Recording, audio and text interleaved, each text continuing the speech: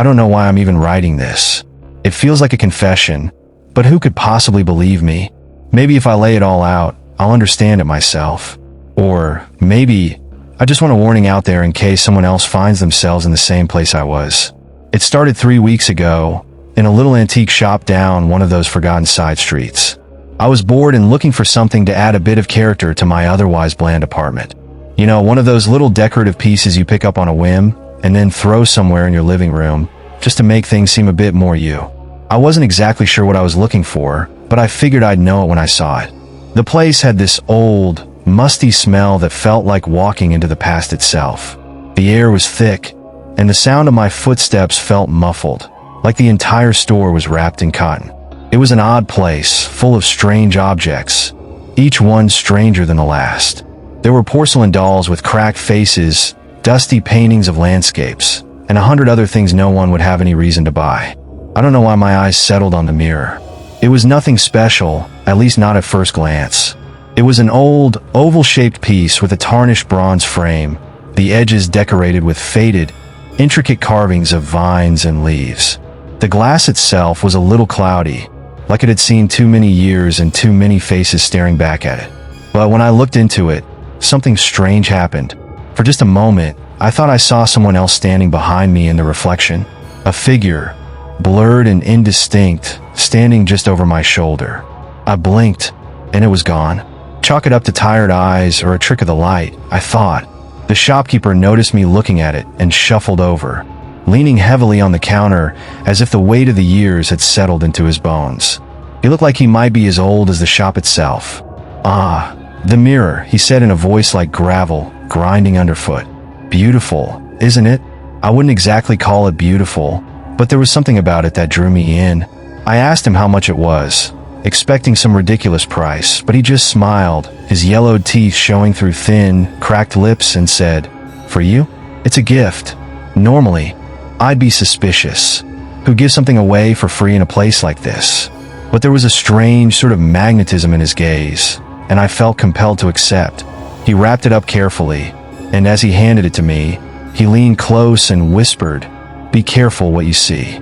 I should have listened to that warning, but I didn't. I just nodded, mumbled a quick thanks, and left. When I got back to my apartment, I hung the mirror on the wall in my bedroom. It was a perfect fit, filling the empty space on the wall above my dresser. I stood back to admire it, thinking maybe I'd made a good choice after all. It gave the room a sort of vintage feel, like something out of an old photograph. That night, I had the first dream. I was standing in front of the mirror, staring into it.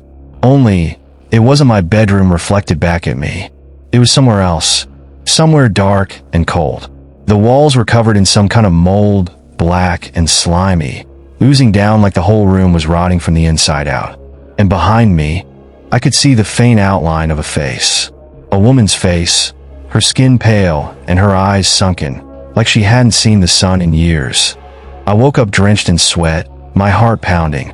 It was just a dream, I told myself. Just a dream. But when I looked at the mirror, it felt like it was watching me, as if something behind that cloudy glass had seen me too. The next night, the dream came again. Only this time, it was more vivid. I could feel the cold seeping into my bones, smell the decay in the air. The woman's face was closer, clearer. I could see every line, every shadow, as if she was trying to press herself out of the mirror and into my room. Her mouth moved, but no sound came out. Still, I felt like she was trying to tell me something. Something important. I started avoiding the mirror after that. I'd turn it toward the wall at night, or cover it with a sheet. But it didn't help. Every night, the dream was there, waiting for me. Each time, the woman came closer. Each time, her mouth formed words I couldn't hear. It was about a week later when I noticed something strange happening in my apartment. Little things. At first, a door would be open that I was sure I'd closed. Lights would flicker, even though I'd replaced the bulbs. Objects seemed to move, just slightly, like someone had brushed past them. One morning, I found a long, dark hair on my pillow. I live alone, and my hair is short and light brown. I try to tell myself it must have come from somewhere else, a stray hair from a visitor, maybe. But deep down, I knew something was wrong, terribly wrong. I started seeing her during the day, too. Not in my dreams, but in reflections. She'd be there, in the corner of my eye, her face just barely visible in the surface of a glass or a window. And every time, she looked closer, like she was pressing against some invisible barrier, trying to break through. One night, I decided I'd had enough. I couldn't live with the constant dread, the feeling of being watched. I decided to get rid of the mirror, but when I reached up to take it off the wall, it wouldn't budge. It was like it had fused to the wall, become part of the apartment itself. I pulled, I pried, but it wouldn't move. In frustration, I grabbed a hammer and smashed it against the glass. The mirror didn't even crack. Instead, I felt a sharp pain in my hand. When I looked down, there was blood running down my fingers, though I hadn't felt any cut. The blood seemed to drip from my hand and vanish as it hit the ground, disappearing before it touched the floor. I stumbled back, my heart racing, and stared at the mirror.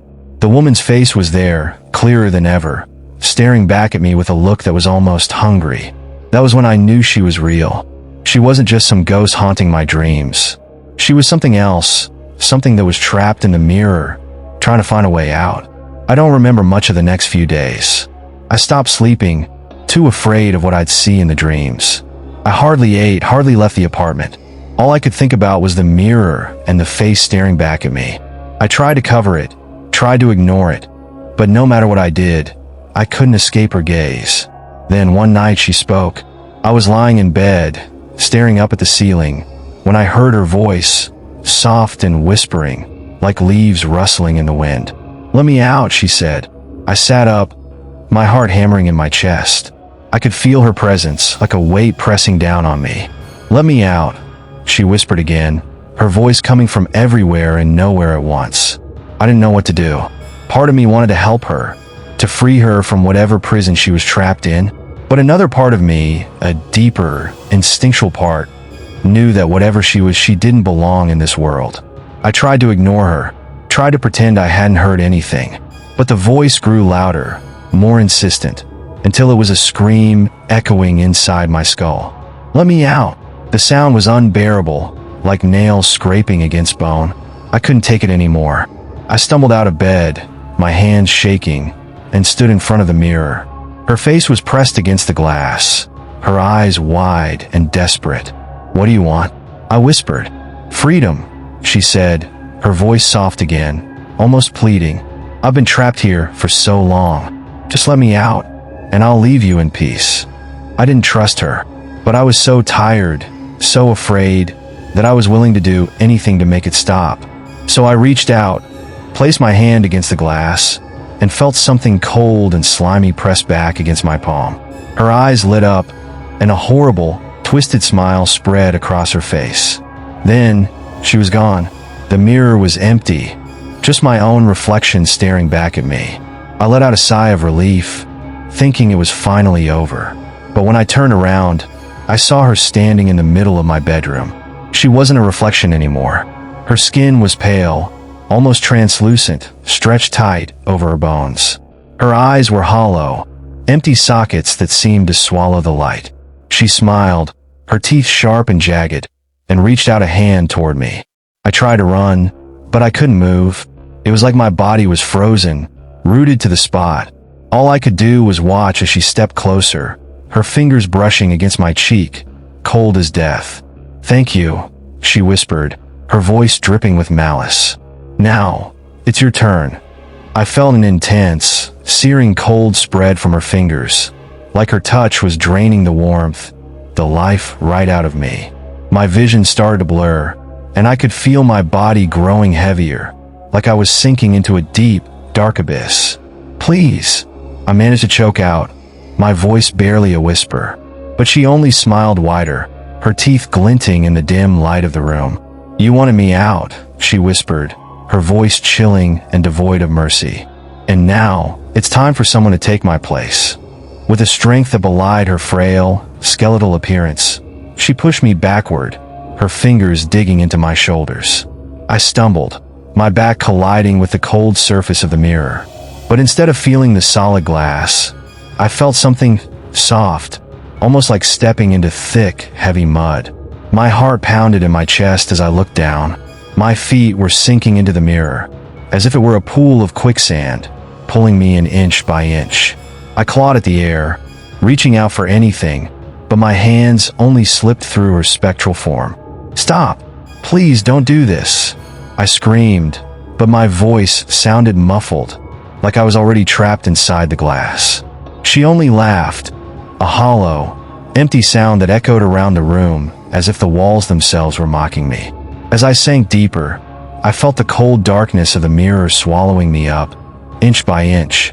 My surroundings faded, and I was plunged into a realm of endless shadows. There was nothing here, just a vast, silent void that stretched on forever. The only sound was my own ragged breathing and the distant echo of her laughter. Then, suddenly, the darkness shifted, and I found myself staring out from behind a glassy barrier. I was in the mirror. My reflection, or rather she, was now standing in my room, smiling back at me with my own face. She was no longer the ghostly figure with hollow eyes and deathly skin. She looked exactly like me, as if she'd stepped right into my life. I pounded against the glass, screaming, but no sound escaped. All I could do was watch helplessly as she turned and began to explore my room, running her hands over my things, inspecting them with an unsettling fascination. She opened my closet, flipped through my clothes, picked up a photograph of my family, and traced her fingers over it with a twisted smile. I screamed, pleaded, begged, but it was useless.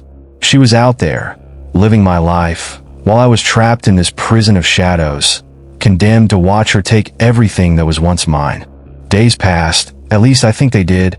Time felt strange here, stretched and warped, like it didn't quite exist in the same way it did outside. I didn't need to eat, didn't feel the passage of hours. I was just there, a silent spectator, forced to watch as she paraded around in my body, my life. And the worst part? She was good at it. She mimicked me perfectly, moving with my mannerisms, speaking in my voice. My friends, my family, everyone believed it was me. No one could see that the person they were talking to was a stranger, a parasite inhabiting my skin. Occasionally, she'd glance back at the mirror, and I'd catch a glimpse of that malicious glint in her eyes, a reminder that she knew I was watching, that she wanted me to see her succeed where I had failed. Weeks went by, or maybe months. I had no way of knowing. All I knew was that every now and then, she'd let her guard down, and I'd see a flicker of something else, a darkness lurking beneath the surface, something that even I hadn't seen when I looked in the mirror. I realized that she wasn't just pretending to be me. She was consuming me, wearing me like a mask, becoming more me than I'd ever been. One day, I noticed something strange. A small crack had appeared in the glass, right where my hand had pressed against it in my first desperate attempt to break free. It was barely noticeable, just a thin, hairline fracture, but it was there, and it was growing. Hope flared in my chest for the first time since this nightmare had begun. I had no idea how the crack had gotten there, or what it meant, but I was willing to cling to anything, any chance of escape. Every time she left the room, I pounded on the crack, pressing my hands against it, willing it to grow. And slowly, day by day, it spread. I could feel the barrier between us weakening, the glass starting to give way. But as the crack grew, I began to notice something else. The world outside the mirror was changing. At first, it was small things, colors that seemed a little too vibrant, shadows that stretched and twisted in unnatural ways. But soon it became undeniable. The light in the room dimmed, even during the day, casting everything in a sickly, grayish hue. Strange whispers filled the air, barely audible, like echoes from some distant, haunted place. I realized with growing horror that her presence in my life was poisoning everything around her. She was a parasite, feeding off the life I'd built, corrupting it from the inside out. Finally, the day came when the crack was large enough for me to push my hand through.